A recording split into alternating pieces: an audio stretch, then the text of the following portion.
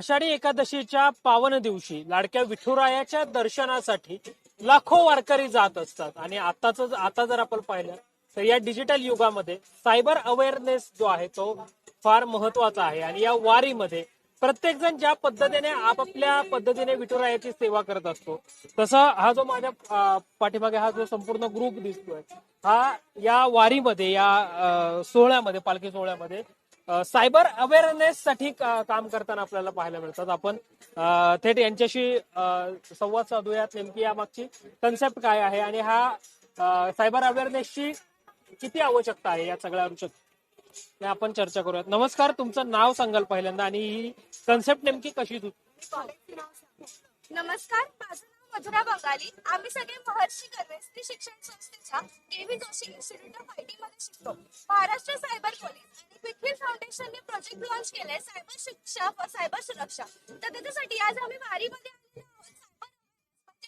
सुरक्षा जागरूकता करण्यासाठी तुम्ही सगळे जागरूक राहा आणि अनोळखी लिंकवरती क्लिक करू नका. एकंदरीत जर आपण पाहिलं तर म्हणजे अलीकडे आपण जेवढा सायबर अवेअरनेस करतोय तेवढे हॅकर्स वेगवेगळ्या युक्त्या शोधून काढतात. तर अशा वेळी काय आवाहन कराल तुम्ही? नमस्कार, मी principal KB Joshi institute of information technology.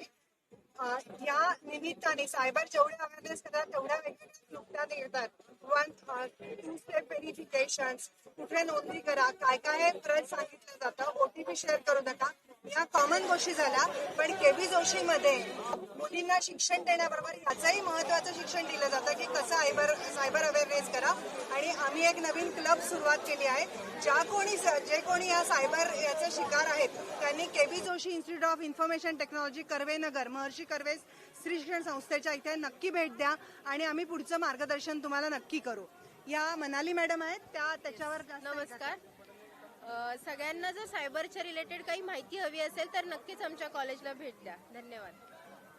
निश्चितच एकंदरीत या ठिकाणी जर आपण पाहिलं तर मोठ्या उत्साहामध्ये मोठ्या भक्तिभावामध्ये हा सगळा पायी पालखी सोहळा 18-19 दिवस पार पडत असतो आणि आज आषाढी एकादशीच्या दिवशी या सगळ्या पालखी सोहळा जो आहे तो पंढरपूरमध्ये पोहोचताना आपल्याला पाहायला मिळतो. तुम्ही काय सांगाल ताई? भरपूर जण नोंदणी करत नाहीत. सायबर गुन्हे घडतच जातात दररोज, पण नोंदणी करायचं ते विसरून जातात. मी सर्वांना हेच म्हणेन की न घाबरता आपण नोंदणी करावी. आपल्या सायबर पोलिसांची मदत घेऊन त्यांना त्याच्याबद्दल आपली जी काही केस आहे त्याबद्दल इन्फॉर्मेशन देऊन आपली केस सॉल्व्ह करायचे प्रयत्न करावे. बस, बाकी काही नाही. आणि नोंदणी आपण 193 यावर करायची. आणि जर काही सायबर गुन्हा घडला तर पहिले 3 तासात तुम्ही नोंदणी करा, म्हणजे तुमचं जे केस आहे ते पटकन सॉल्व्ह होऊन जाईल. आणि हे क्विकहिल फाउंडेशन कडून आहे, ज्याचे चेअरपर्सन आहे अनुपमा काटकर मॅम आणि अजय शिर्के सर हे असोसिएटिव्ह डायरेक्टर आहेत.